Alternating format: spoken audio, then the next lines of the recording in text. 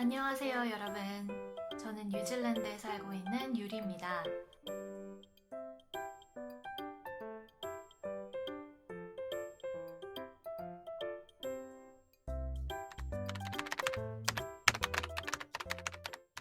저는 소위 말하는 영알못, 그리고 뼛속까지 문과생이었던 사람이었는데, 그랬던 제가 한국도 아닌 외국에서 진로를 31살에 바꿨습니다. 간호학 공부를 마치고 지금 이제 시험 결과와 취업을 앞두고 있는 시점에 있어요. 저는 뉴질랜드에서도 뉴플리머스라는 도시에서 공부를 했어요. 뉴플리머스는 지방에 있는 작은 중소도시고요. 뉴질랜드의 웬만한 중소도시에는 Institute of Technology라는 이름을 가진 한국으로 말하면 아마 기술대라고 할 거예요. 그런 폴리텍들이 소재를 하고 있거든요. 아무래도 중소도시에 있는 기술대다 보니까 학생 수가 그렇게 많지가 않았어요.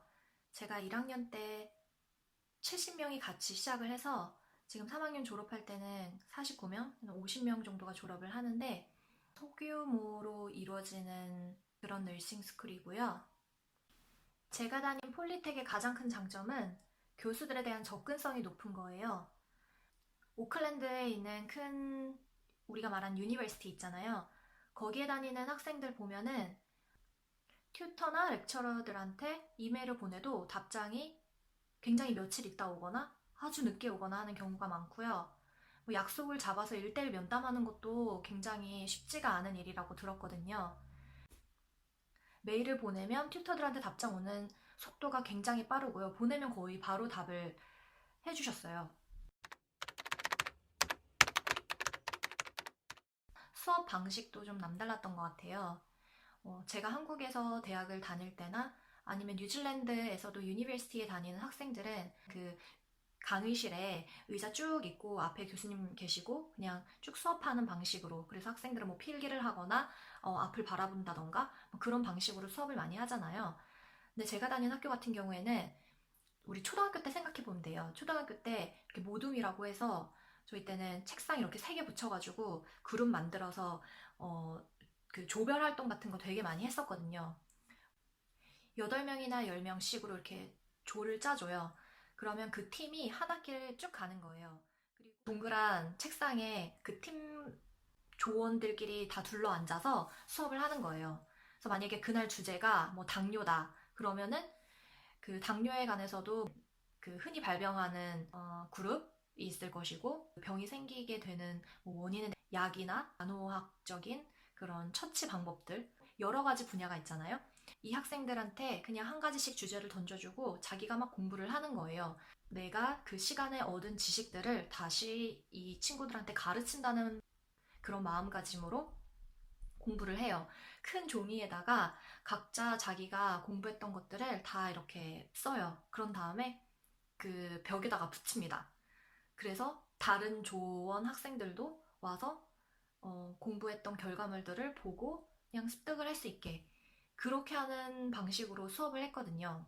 초등학교 때는 이런 식으로 공부를 했지만 중학교 때, 고등학교, 대학교 때는 다 앞에서 선생님이 말씀하시거나 교수님이 수업을 하시면 그것을 그냥 받아들이는 그런 방식으로 수업을 하는데 익숙해져 있었잖아요.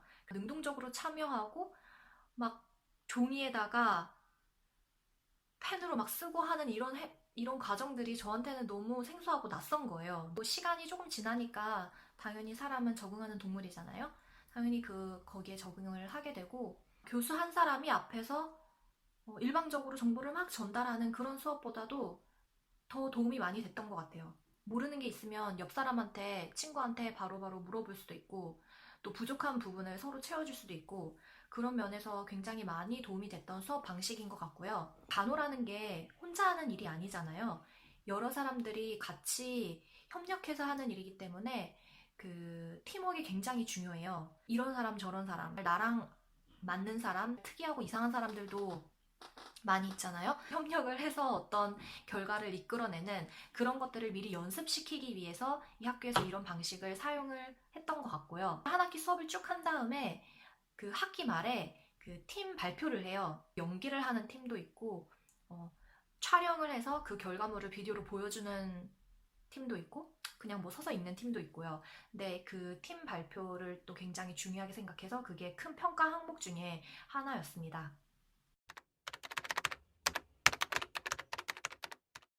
에세이가 굉장히 많았어요.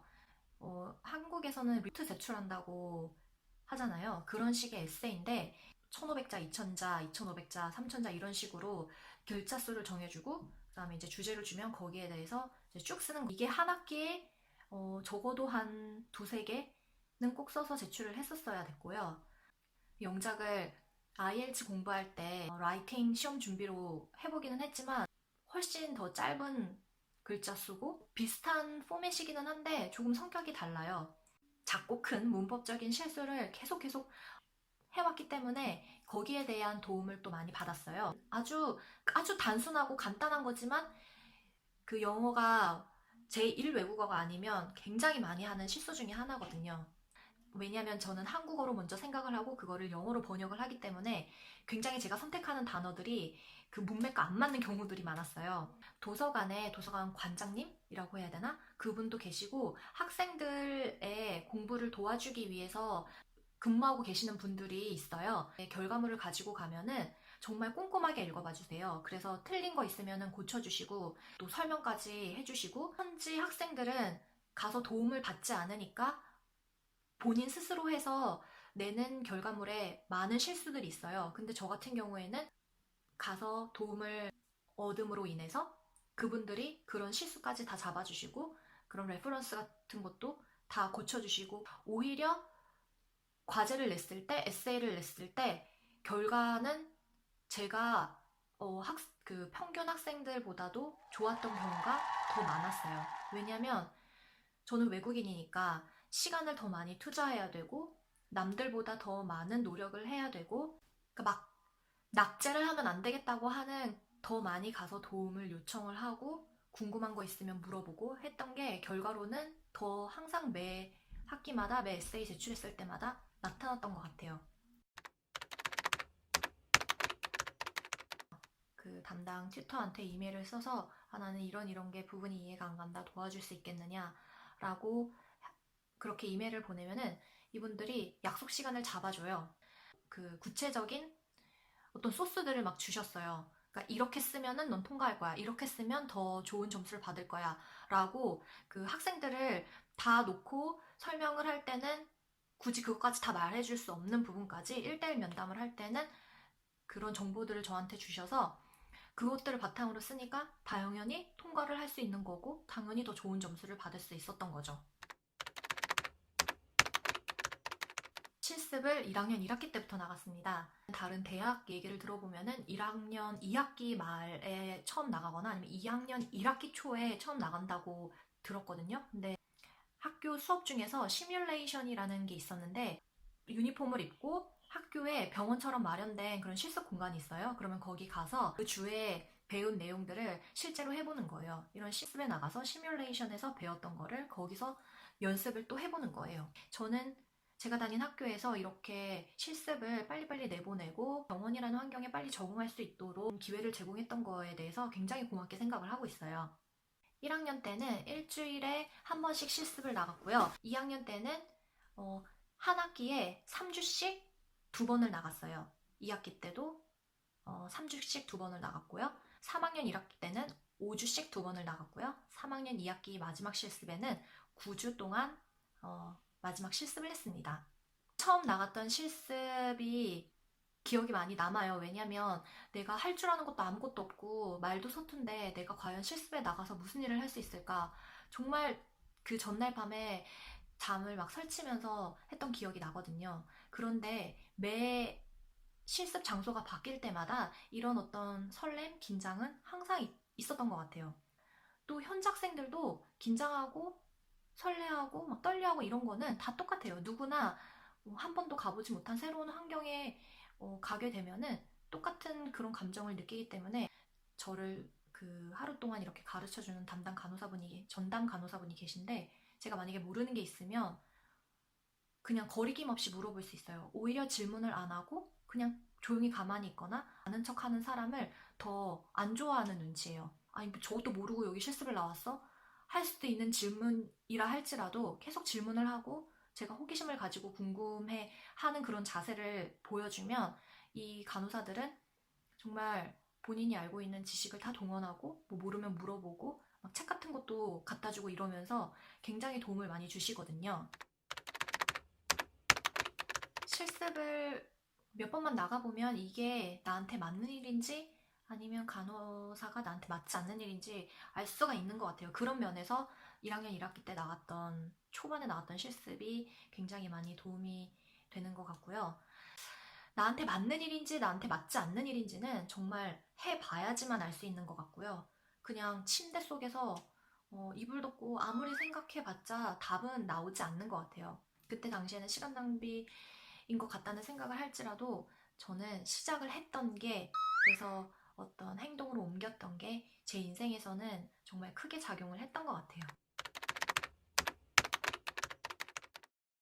저는 한국에서 지극히 문과생이었다고 했잖아요. 고등학교 때도 문과를 선택을 했었고 대학에서도 사회과학을 전공을 했기 때문에 물리, 화학, 생물 이런 쪽으로는 정말 공부를 안 한 지가 너무너무 오래되고 또 아는 지식도 별로 없고 그래서 간호학을 공부를 시작하기 전에 고민이 굉장히 많았어요. 근데 막상 공부를 해보니까 보통의 지식 수준을 가진 사람이라면 어느 정도 다 소화할 수 있는 내용들인 것 같고요.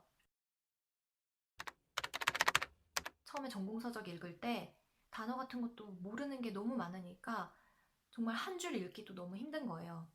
모든 정말 그 각 단어 하나하나를 다 사전을 찾아봐서 무슨 말인지 알아내야 되니까 시간도 너무 오래 걸리고 남들은 다 이해를 하고 넘어가는 것 같은데 나는 이해를 해서 넘어가는 게 아니라 그냥 넘어가지 않으면 자꾸 뒤처지니까 그냥 넘어가야 하는 그런 시간들이 1학년, 2학년 때까지도 쭉 이어졌던 것 같아요. 근데 1학년 때 봤던 내용을 2학년 때 다시 보면 조금 더 이해가 되고 2학년 때 봤던 게 그땐 이해가 잘 안 됐던 것 같아도 3학년이 돼서 보면은 또 나도 모르게 좀 더 이해가 되는 것 같고 그런 경험들을 그 단어들, 의학 용어들 저만 모르는 거 아니에요. 그 현지 학생들도 처음 보는 단어가 수두룩하다고 얘기를 하고요. 우리도 한국에서 그 간호 관련 전공 서적 같은 거 주면은 거기서 우리가 이해할 수 있는 게 얼마나 되겠어요. 한국어로도 또 다시 찾아봐서 그게 무슨 말인지 알아야 되고 그런 것들이 아마 수두룩할 거예요. 물론 현지 학생들이 저보다 이해 속도는 더 빠르겠죠. 그게 본인들의 언어다 보니까 더 빨리 저보다 습득을 하겠지만 저는 다만 시간이 좀 오래 걸린 답뿐이지 저도 똑같이 그냥 사전 찾아보고 그게 무슨 말인지 머릿속으로 굴려보고 하면 결국에는 다 이해할 수 있는 그런 내용들이에요. 간호사가 되어야 되겠다라는 어떤 목표가 생기면 그 다음에는 정말 의지의 문제인 것 같아요. 내가 이 과제를 패스를 하겠다, 이 시험을 패스를 하겠다, 그 한 학기마다 닥치는 한 가지 한 가지의 그 순간에 제가 가지고 있는 모든 에너지를 쏟아서 작은 고비고비들을 넘다 보면은 한 학기가 지나고 1년이 지나고 결국에는 3년 과정이 모두 다 지나가는 그런 놀라운 결과를 얻게 되는 것 같습니다. 31살에 진로를 바꿔서 지금 간호사로 일을 하기 바로 직전에까지 왔는데요. 용어도 변변치 않게 했던 제가 그리고 정말 뼛속까지 문과생이었던 제가 그래도 어떻게 보면 작은 거일 수도 있지만 이런 성취를 하고 나니까 여러분들께 말씀드리고 싶어요. 이런 사람도 있구나. 이런 사람도 이렇게 하는데 나도 할 수 있겠구나. 그런 어떤 희망과 용기 같은 거를 드릴 수 있는 영상이었으면 좋겠습니다. 시청해주셔서 감사합니다. 다음 영상에서 뵐게요.